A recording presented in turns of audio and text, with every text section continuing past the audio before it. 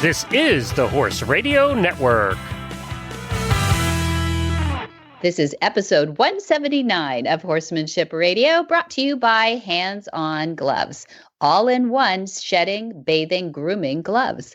Horsemanship Radio is a part of the family of the Horse Radio Network. And today I have a couple of my favorite people on.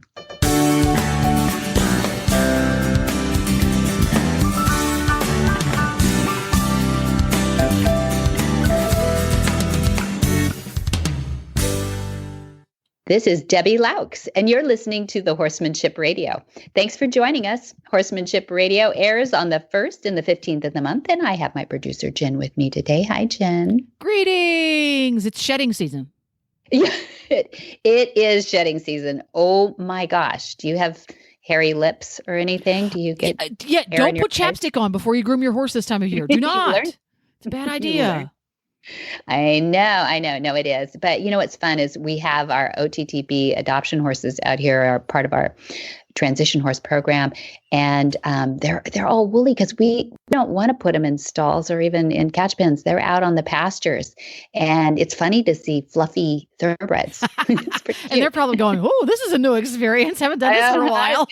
They are. But you know what? They're horses and they love it. So we're going to be talking a little bit about OTTBs today, which is fun because our transition horse program isn't just for OTTBs. I don't want anybody to get the impression, but I do have a soft spot for the race industry and getting those horses back in circulation. And so we are going to interview a couple of gals that are doing a jam up job with OTTBs, and they're in the Los Angeles area, so they're close to us. And then, of course, we still need to get them all in shape and everything, even if they're out in the pastures. So we're going to talk to Juliet Getty about equine nutrition, improving those top lines on younger and older horses, because some of our transition horses. Yes, it is. It's perfect because here we are coming into training season and we're getting them up from the pastures and working every day and ridden. So we're going to hear from her about how we keep them healthy. And we're going to hear from both of those right after we hear from the folks at Hands On Gloves, because like I said, it's shedding season. Shedding season. Well, I'm sitting here today with Jay Michelson of Hands On Gloves. And we were talking today about the horse that has sensitive skin, or the animal that has sensitive skin, Jay. And I wanted you to help me address that a little bit. I know you've got some features to your products, but I know you know more about it than I do. So what do you do? What do you say to the owner that has somebody with sensitive skin? Our gloves are made from surgical grade nitrile. So that makes them chemical resistant, mildew resistant, because you can bathe with them too. They're made to get wet. But across the board, there's no latex in them. So it's great for any animal, any people that have latex issues. There's no latex in it. They're just your hands. And if you have a thin-skinned horse or dog, they're cats, other animals, there are many animals that don't like to be touched in certain areas. But having the gloves on, it's just your hands. You get immediate feedback if you get to an area of that animal that is sensitive.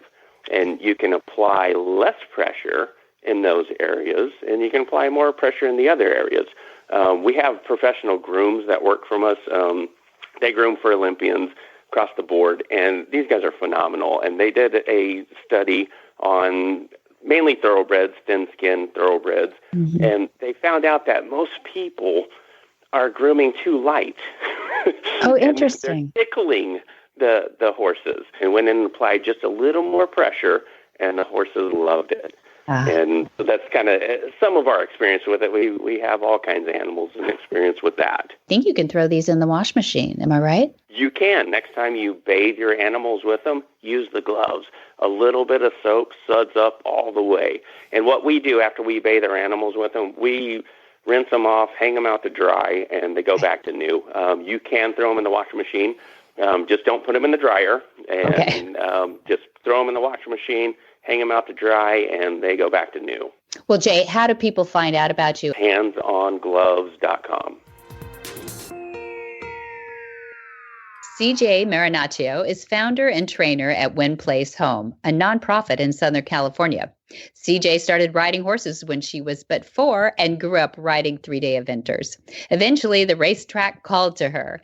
She worked 3 years as an assistant trainer in Northern California before returning to Los Angeles as an assistant trainer and vet tech at the Santa Anita Racetrack.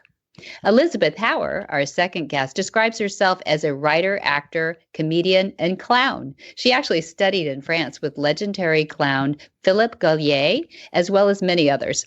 She's also a writer who says that she is centered on the moments, on the details, on the life that happens on the way to the big events. She volunteers her time at the adoption center for horses called Win Place Home.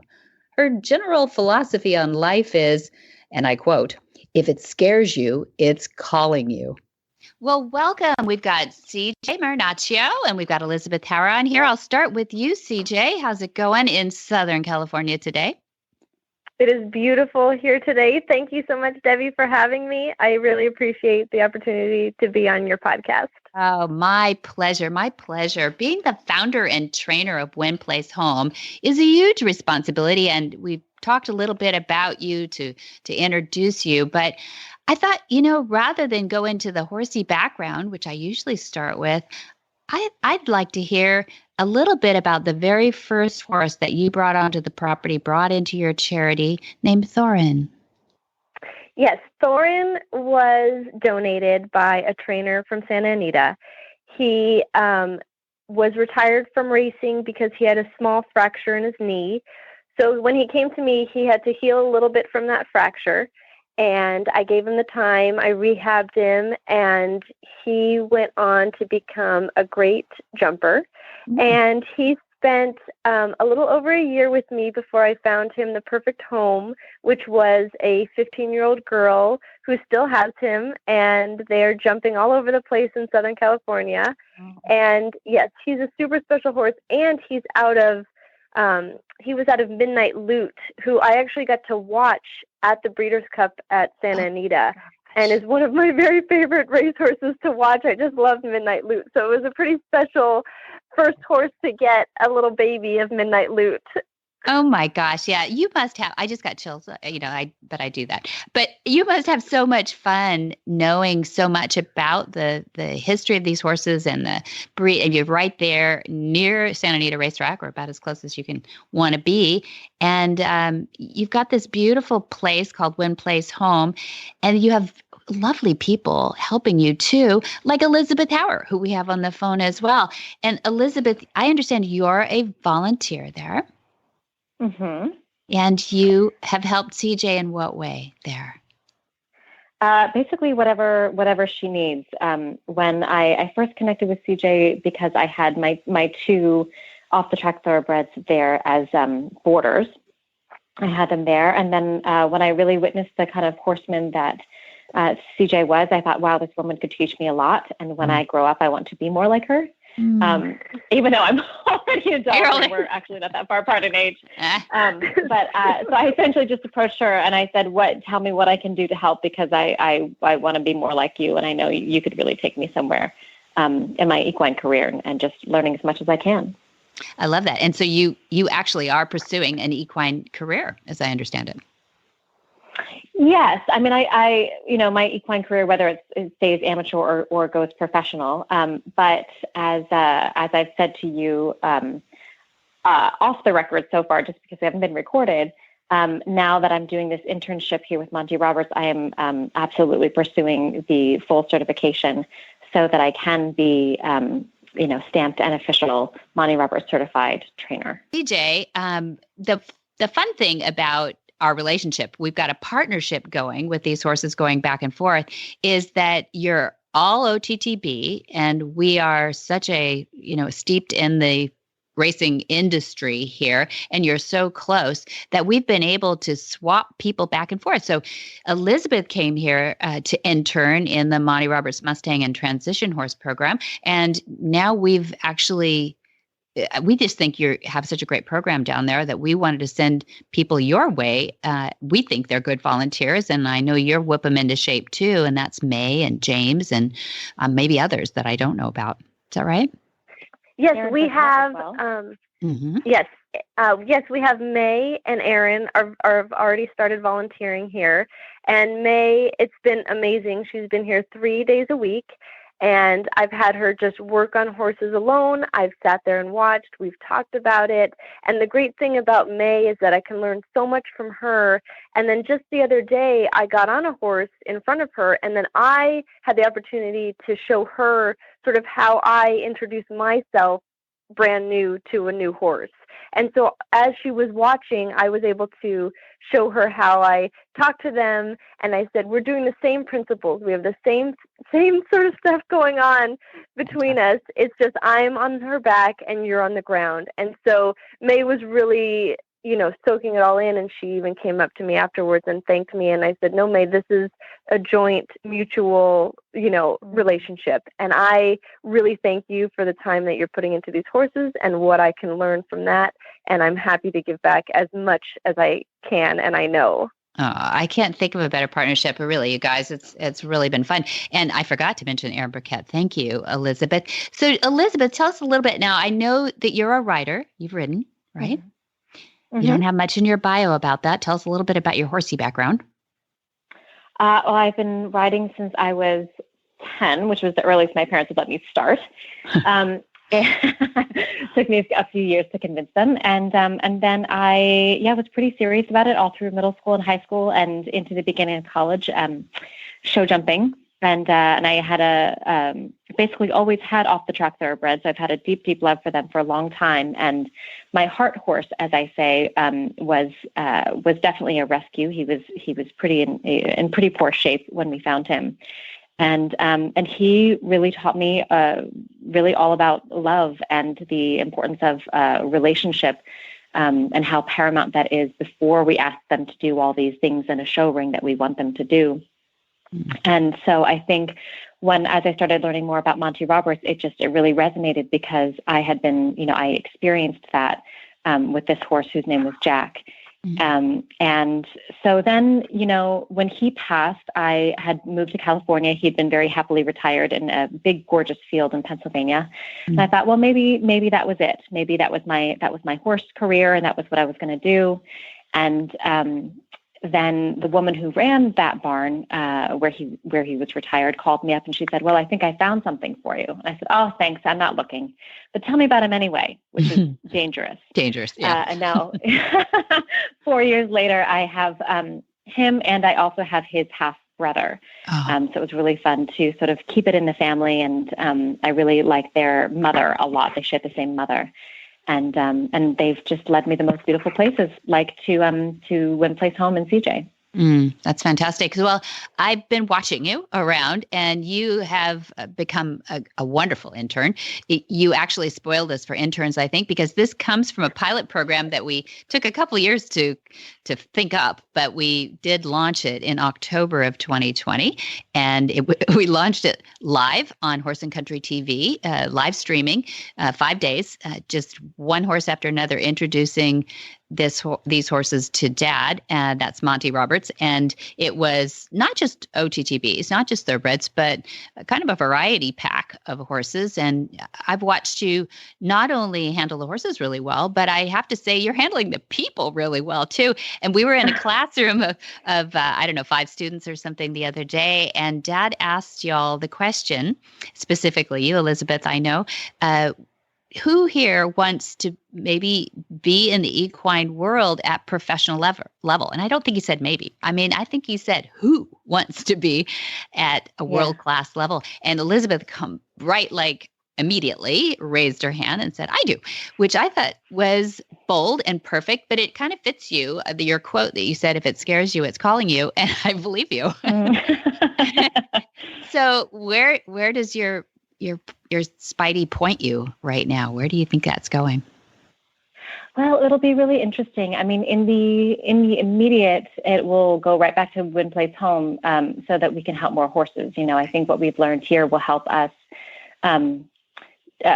train the horses or help them transition a lot more quickly from their life on the track to their life off the track, and connect them with their forever homes, which is really exciting to me. And then beyond that, once I am certified, then it will be really exciting to go potentially start race horses or help people with their babies at Santa Anita.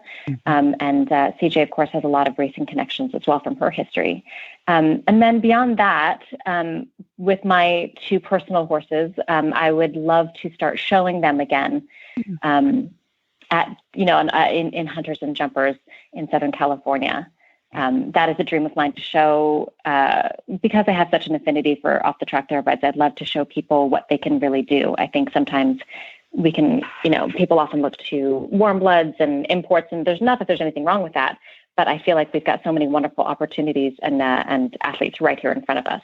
So true. So it must be so proud-making for you, CJ, to watch Elisabeth and all these other people that have helped you, as well as the horses, come along on Win Place Home. What's your next step? What are you looking to grow into?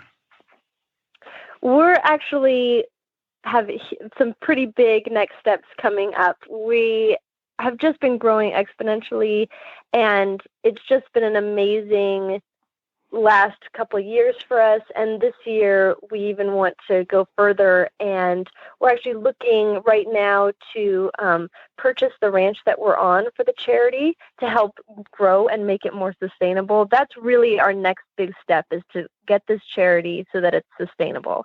Yes. And so that it can survive without me.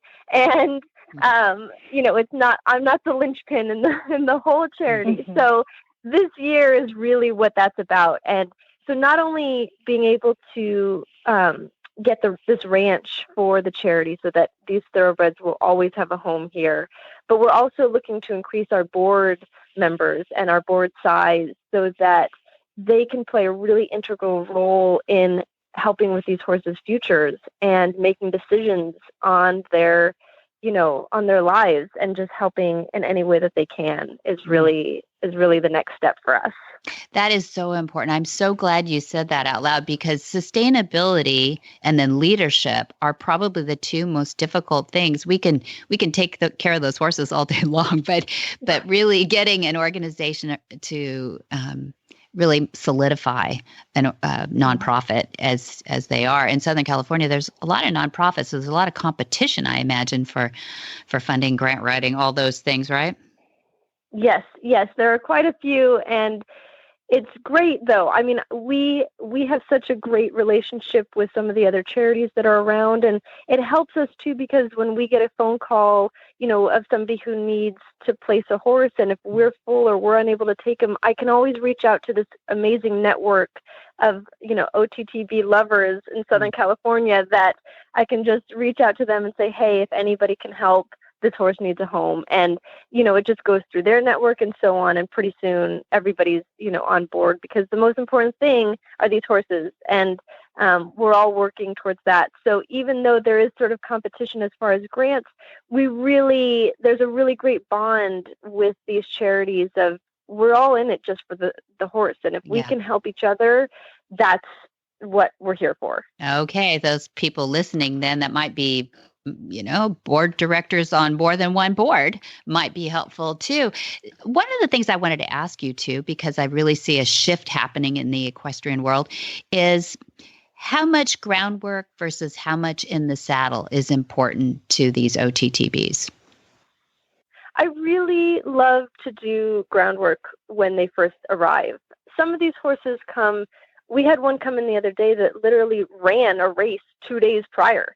So she was race ready and came in, and I really enjoy doing groundwork with them, because I feel like it lays down this communication of not only trust, you can trust me, I'm going to trust you, this is how I communicate, this is how you communicate, this is our bond that we're creating.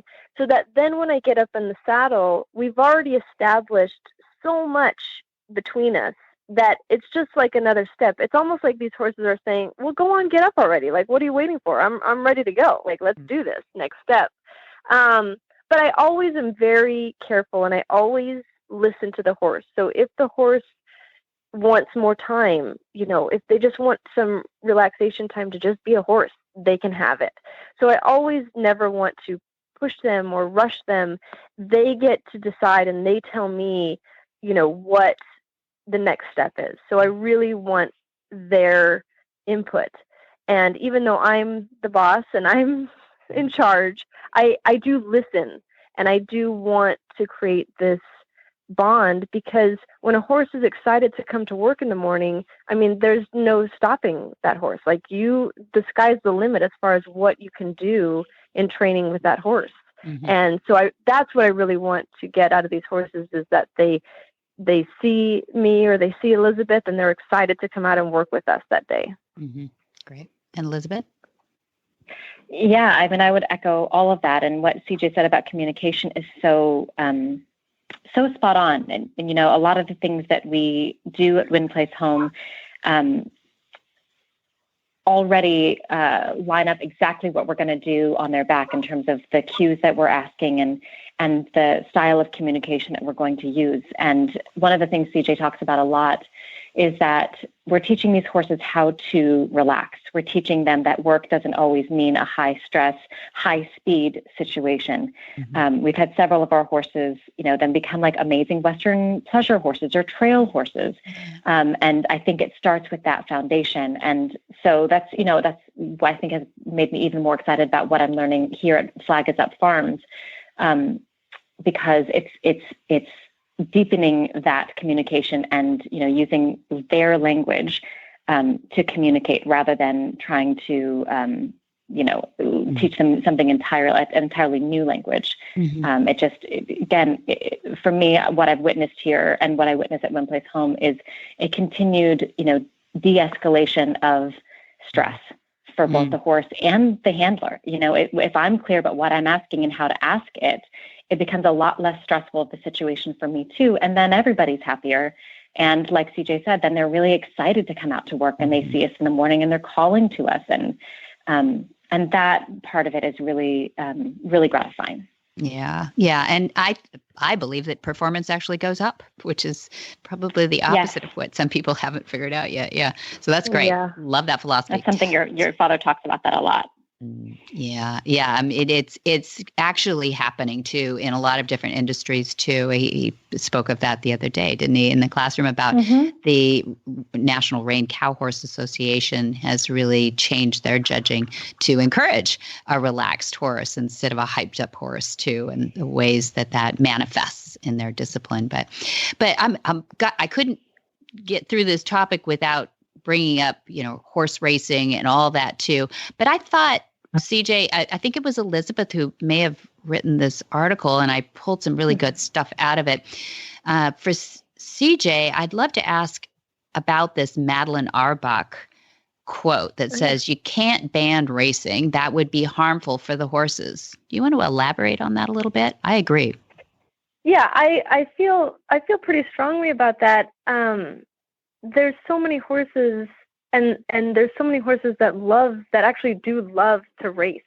And, I've being on the track and being on the back of a galloping horse, and another horse comes alongside him, and my horse is like, "Come on, I'll beat you. You can't pass me." There's a lot of excitement and a lot of passion for what they do. And yeah, not all horses love to race. And you know what? Those horses, they're slow, and they get sent to us, and then we have lovely retired slow race horses. Yeah.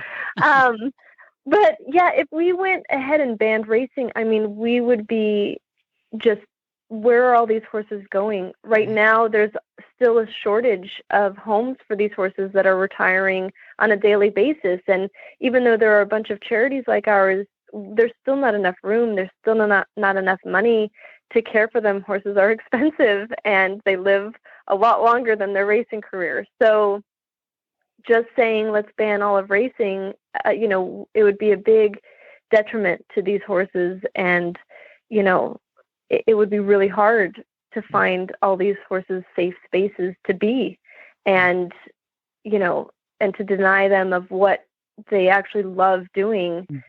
It can be harmful, Yeah, I agree. And Elisabeth, I know in writing the article that you were intelligent about why you said that that would condemn a lot of horses to probably a worse fate than whatever they're dealing with right now.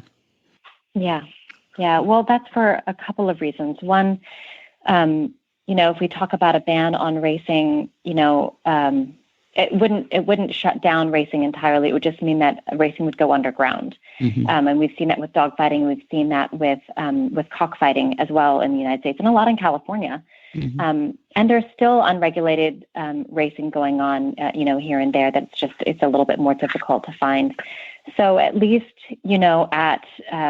at these tracks, we can regulate and we can watch these horses. And at Santa Anita now, there are regulatory vets that don't work for any particular trainer, but are just there to make sure that everyone's, following the safety regulations and the drug regulations and all that. So we can actually keep these horses a lot safer than we would otherwise if we didn't have access to them. Mm-hmm. And beyond that, while the slaughter of horses is illegal in the United States, it's not in Canada nor in Mexico. Mm-hmm. And so some of these horses, unfortunately, can slip through the cracks and just find their way there instead, Mm-hmm. which is what we never want. Yeah, I think it's almost a lazy way of looking at a problem is just to say ban it, because there are so many repercussions that people don't plot out. But if you say better rather than ban, I think then we go in a good direction. And I think that's everybody is asking for that. And that's what everybody is wanting anymore anyway. So thank you guys. Thanks for sharing what you do there at Win Place Home. And thank you for sharing some of your time. I hope people will go to your website. What are your contacts there, CJ? How do people get a hold of you? They can get a hold of me either through the website. There's a contact page there. They can email me directly at cj@winplacehome.org, and I will get back to everybody as soon as possible. Thank you. So it's CJ, just the initials, at winplacehome.org. And go there and go shopping. There are beautiful horses to be had. And they've got wonderful training from people like CJ and Elisabeth. Thanks for joining us on Horsemanship Radio. Hope you had fun. I did. Hi, I'm Monty Roberts. And I'm coming to you now to talk about the Monty Roberts Online University. There ought to be 6 months in everybody's life where they just live with their animals. I've been staying home, but 3 months now, I've been home with this virus thing. And the things I'm learning, we're bringing you a new series. What horses see, how horses see, and about horses seeing things. The online university is bringing you the last 3 years of my learning process, which I promise you is the learningest years I ever spent. The Monty Roberts Online University, you won't miss a minute of it if you get started on it.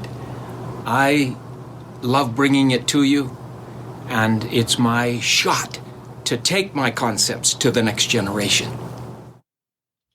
Juliet Getty is an independent equine nutritionist offering nutrition services for all stages and integrative support for disorders and diseases.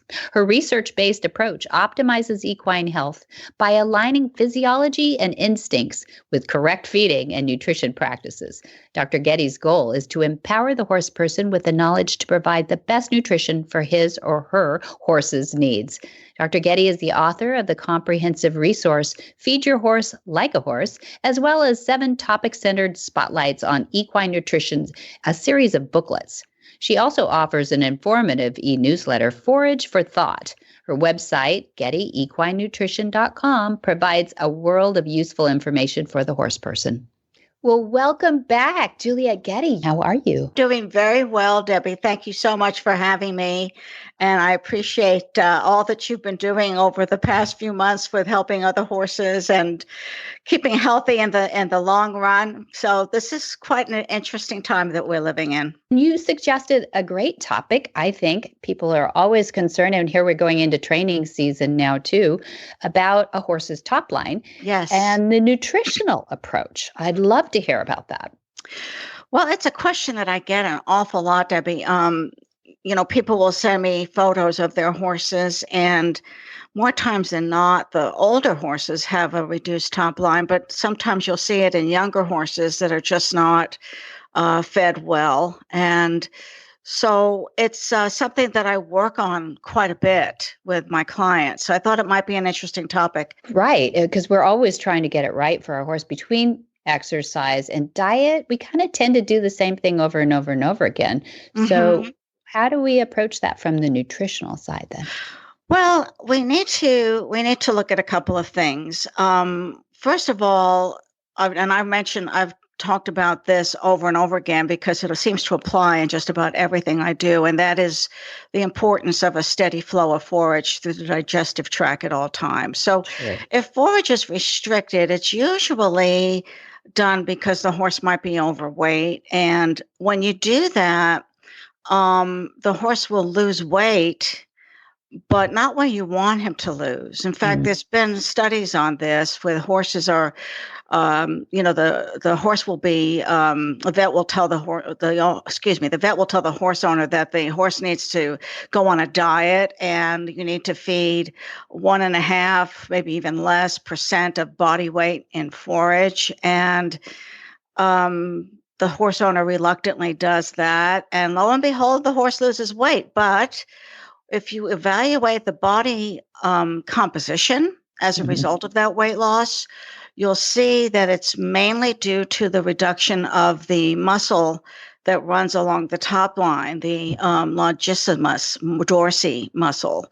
Glad you said that. Thank you. Yeah. And it's a mouthful, longissimus dorsi muscle. And that muscle loses, it's a very large muscle, and it loses a lot of mass.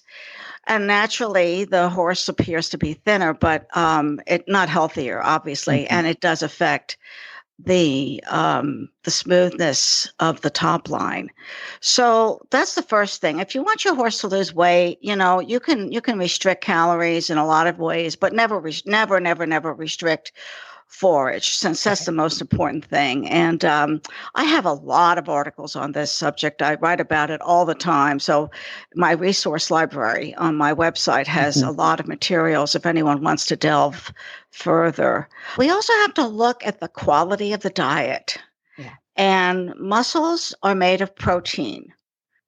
Most of the protein stored in the body is in the muscles. Of course, there are literally hundreds of proteins throughout the body, everything from vital organs to hair and hooves and joints and bone and eyes. And then you've got antibodies and digestive enzymes, and the list goes on and on.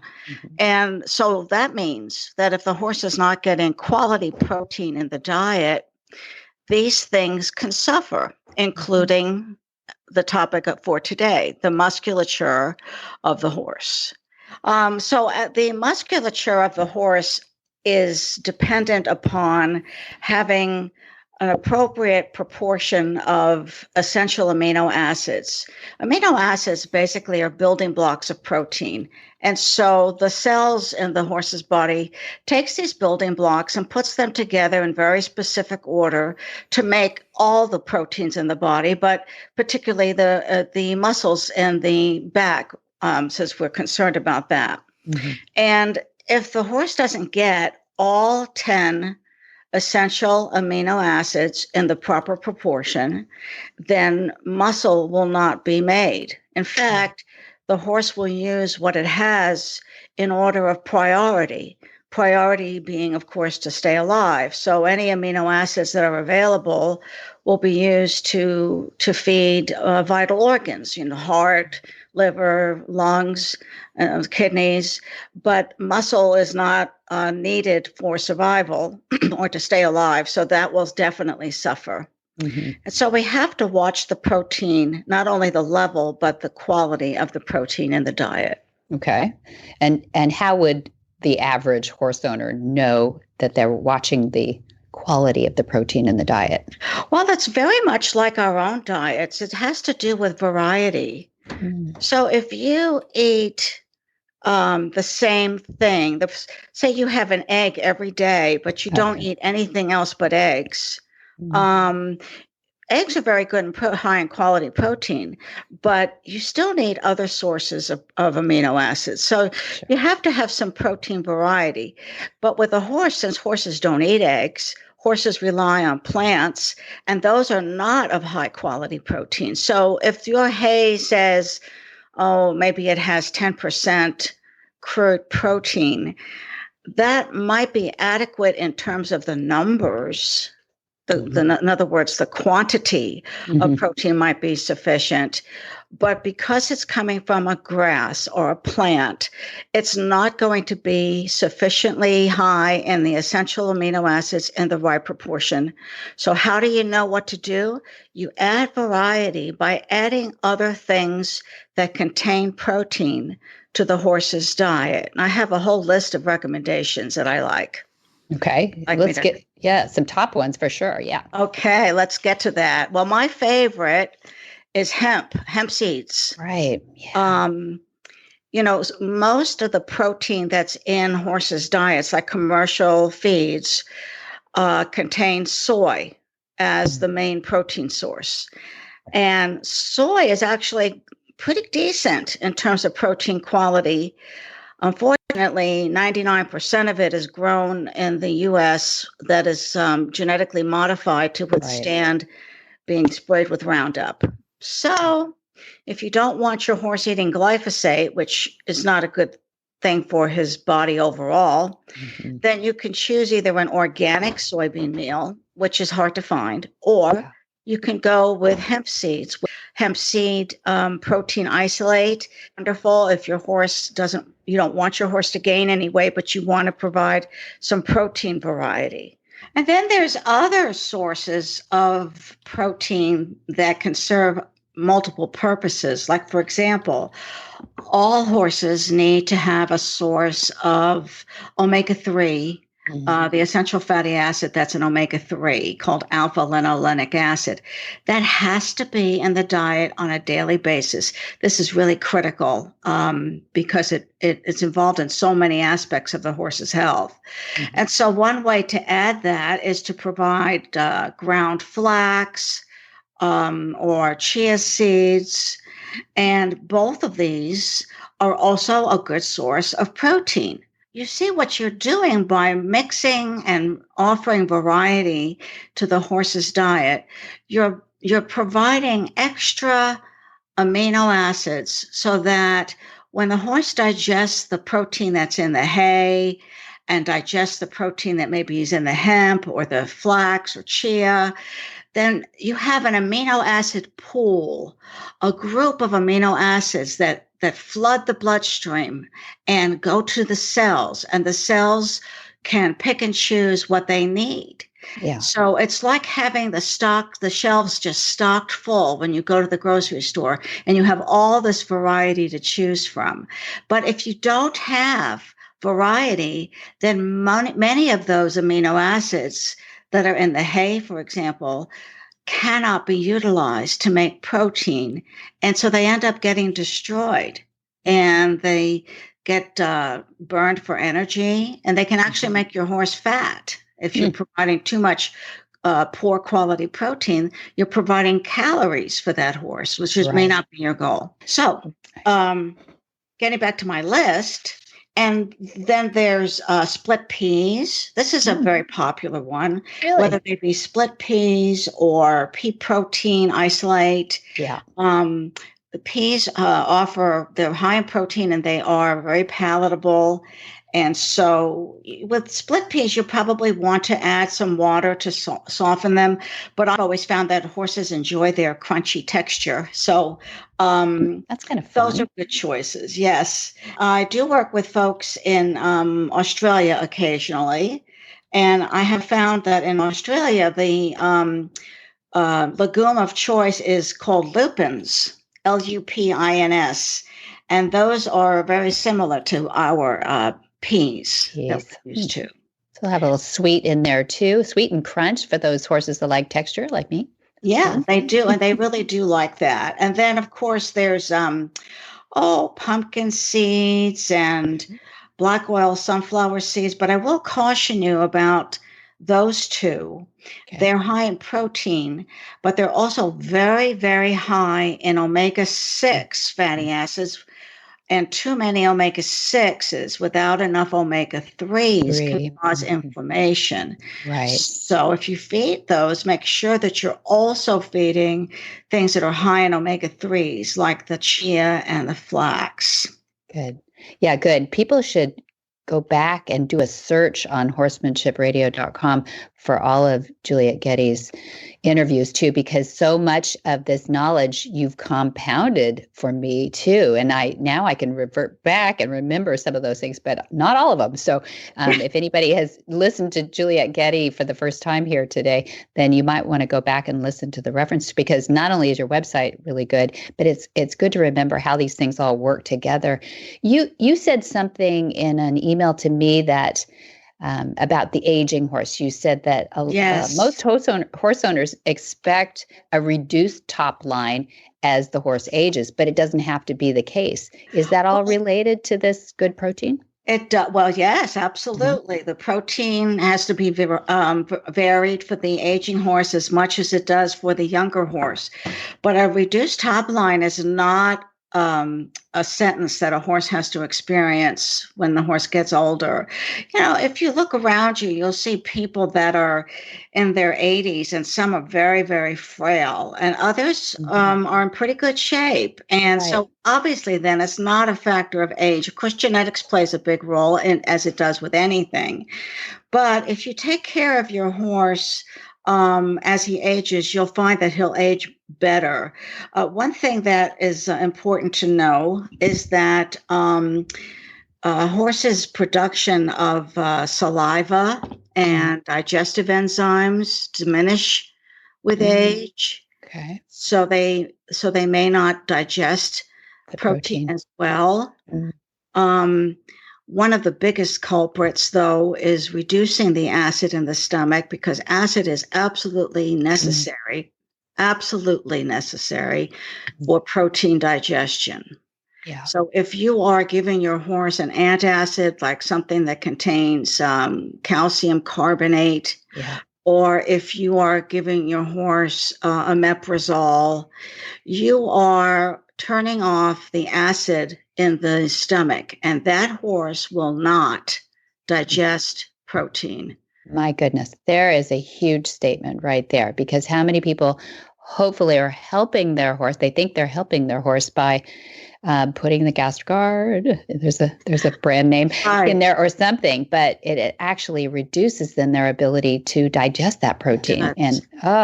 GastroGuard, UlcerGuard, these are medications to be used for short-term and short-term only. Yeah. If you give them just because you want to prevent some, problem down the road, that's not going to help. If you're giving your horse bute, you don't give omeprazole. You treat it another way. And we talked about ulcers and so forth.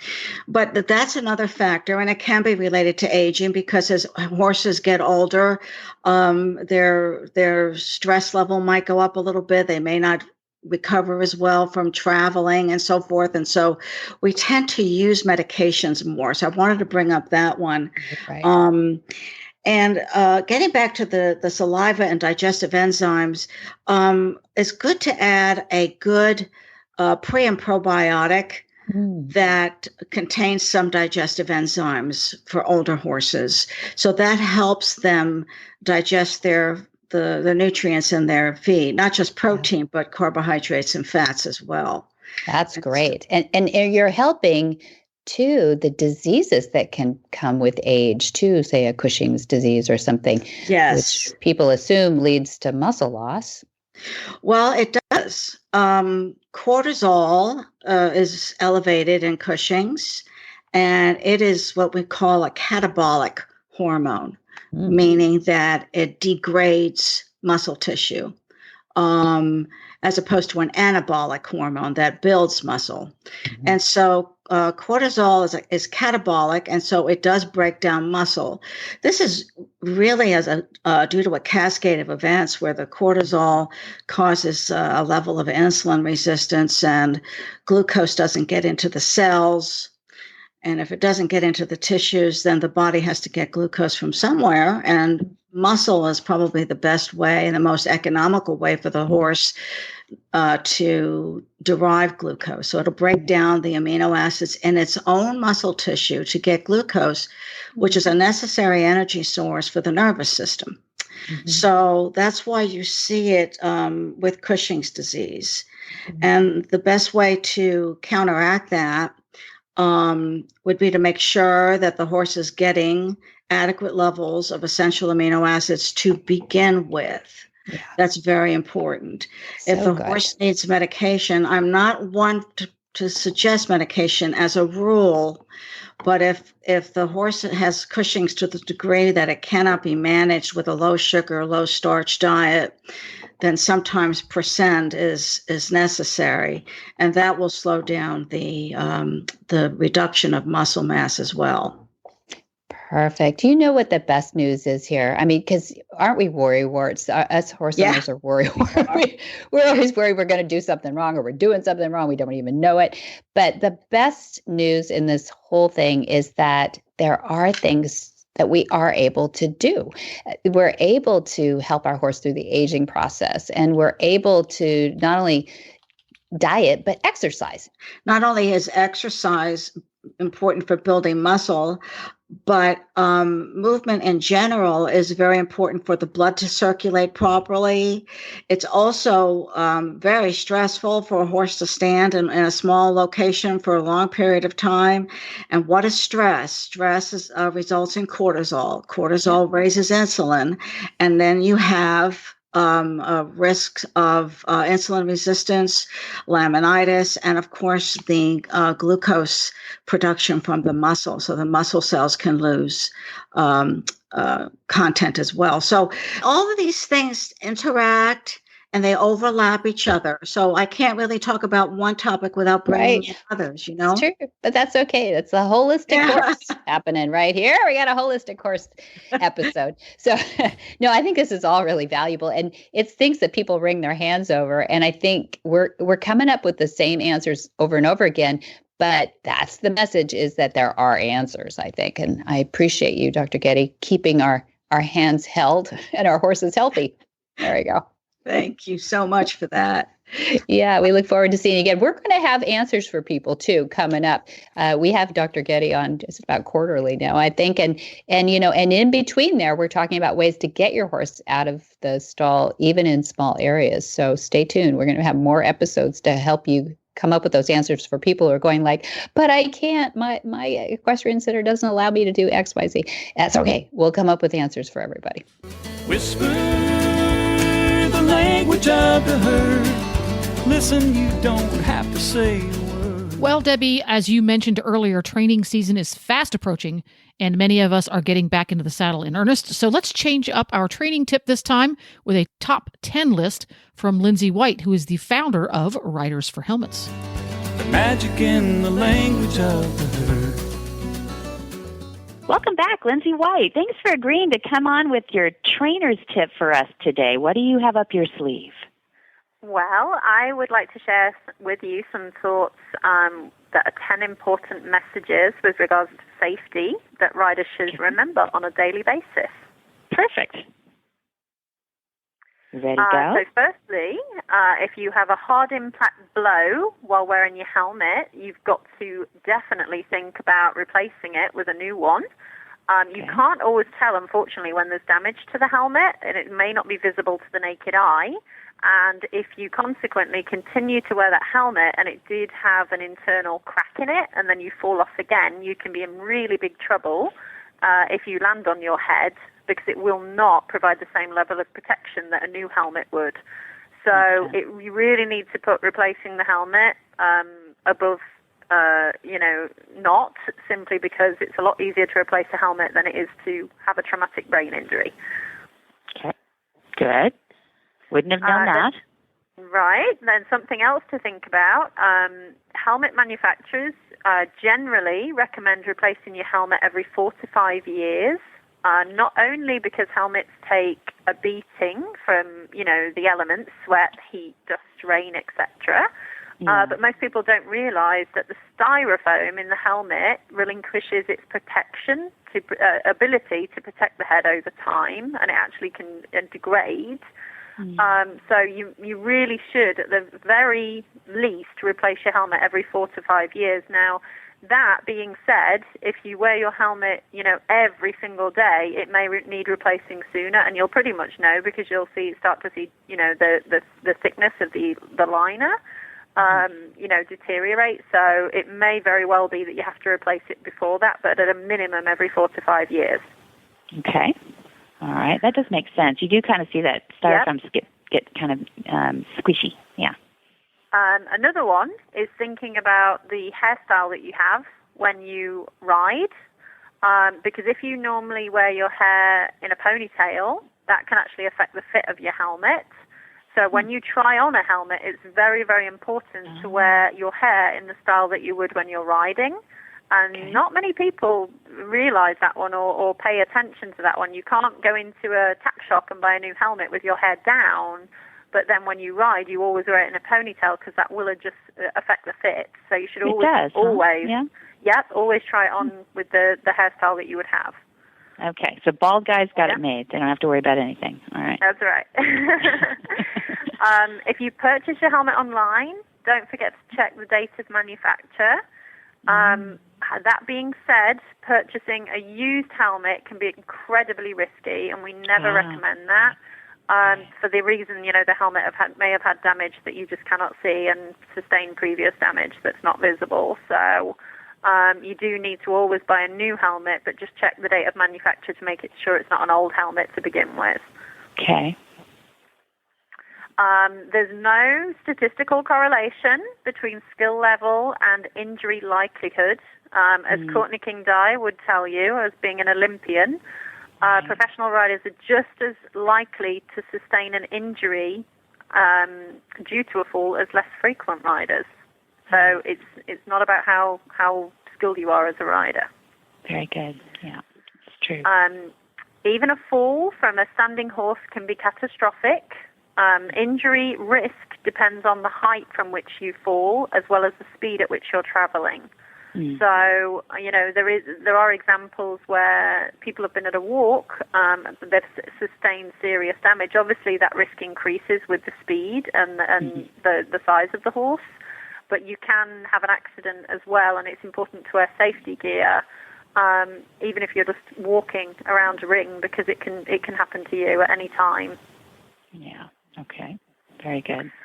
Head injuries are cumulative. An original head injury can be made much worse by additional concussions, and there's something called second impact syndrome.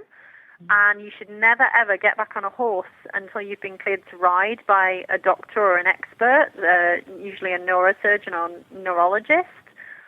Because what they don't want to happen is your brain's still suffering the effects of the first concussion, and then you have, unfortunate enough, to have another fall, and that can literally finish you off. It can be a killer, literally kill somebody. So it's very, very important not to get back in the saddle until you've been cleared to ride. Makes good sense. So even if you're wearing a helmet, but if you're not cleared, don't do it. Yeah. Okay. Yeah. Riding's more dangerous than downhill skiing and motorcycling. Actually, out of all of the recreational sports, riding is actually the one where you are most likely to suffer a head injury. That being said, you can obviously greatly lessen your risk by wearing a helmet, by when you're jumping, by wearing something like a body protector or vest. So taking sensible precautions and reducing your risk by doing things. To make yourself safer when you ride. Right. Yeah. Good. Around 20% of all accidents which result in head injuries happen while the person's on the ground. So, you can get kicked in the head, obviously, when you're picking out your horse's back feet. You can go out into a field and the horses can suddenly be spooked by something and, trample you. So a lot of people take the precaution that, once they get in the barn, they've got a helmet on the head, especially with children. I think that's very, very important, where they can walk behind horses that are maybe a bit green and would be tendent to kick. Quite important, especially for child's going out in a paddock, to have them wear a helmet when they're catching a horse or a pony. And anytime, they're around them where they can have that helmet on their head, it's a really good idea to do it. That's a great tip. Yeah, that's so true. So true. It's best if you invest in your own helmet, whether or not you own a horse. Now, that being said, we appreciate there'll be people out there that perhaps have riding stables or training, and they do provide the kids with helmets because they can't afford their own, and obviously that's better than not wearing a helmet. Mm-hmm. But at the end of the day, your helmet is designed to fit your head, and an incorrectly fitting helmet actually offers very little to no protection. It's also very, very important, as well as having a correctly fitting helmet, you must have the harness properly fastened or the chin strap. If it's not snug, the helmet can rotate if you have a fall and actually not protect your head to its fullest intention. It's really important. Don't just put the helmet on your head and think, great, good enough. Huh? It's really, really important that harness. So if you're off to a dude ranch, maybe you can bring your own if you have your own, because it's already adjusted. Yeah, good. Absolutely. So if you're going riding somewhere, take your own helmet with you. It's far better to wear your own than borrowing someone if you have if you do have your own helmet. Good. Okay. Yeah. So that's pretty much just. Those are good. Yeah, those are great tips. Yeah, good on you. We got the right person for that job. Thank you. Thank you, Lindsay White, for your trainer's tip this week. For more of these insights into good horsemanship, go to MontyRoberts.com and click on the words Ask Monty at the bottom of the page. What in the wide, wide world of sports is going on here? Where in the world is Monty Roberts? Monty is looking forward to meeting some new friends, two-legged and four-legged. And in March, we have a Horsens in Healing. We just finished that up, but we have one 6 times a year now. That was March 5 to 7. And then 12 to 14, we have an introductory course module 1 starting. First steps to Bonnie's methods. And then 15 to 26, an introductory course of horsemanship. That is the 2-week course. Then on the 20th, we have a horsemanship 101. That's Monty's foundational ideas all in one day. It's a lot of fun. And then April, advance notice, we've got April 1 to 3, intro course module 2, the join up course. And the 4 to 6, April 4 to 6, we've got the intro course module 3, which is all about the long lining. And then in May, advance warning, we've got on the 3rd of May, Horsemanship 101. And for details about that calendar, because you could not commit all of it to memory, because there's a ton of stuff there. You can just go to MontyRoberts.com, or you can give the fine folks at Flag Is Up Farms a call at 805-688-6288. And if you couldn't commit that telephone number to memory because you're not good with numbers like me, you can go to MontyRoberts.com and you'll find the phone number too. Easier. And for details about today's show, it's episode 179, by the way. You can go to horsemanshipradio.com where you can find links to today's guests and pictures and more information about the topics. And you're going to find all 179 episodes there because there's a whole pile to go through and they're all great. So if you're a new listener, go back and listen to the rest of them. It's a lot of fun. And as always, we love your feedback. And to do that, you can follow Monty Roberts on social media. He's on Facebook, Monty Roberts with a little blue check mark. He's also on Twitter and on Instagram because he's a modern guy. Yes, yeah. It's Monty _Roberts on both places. And go get the app if you haven't done so already. Go to your app store for your iPhone or your Android and just search Horse Radio Network. It's a free app and you can use it all the time. You can also listen to all of the podcasts on the Horse Radio Network, including Horsemanship Radio, on iTunes or your favorite podcatcher.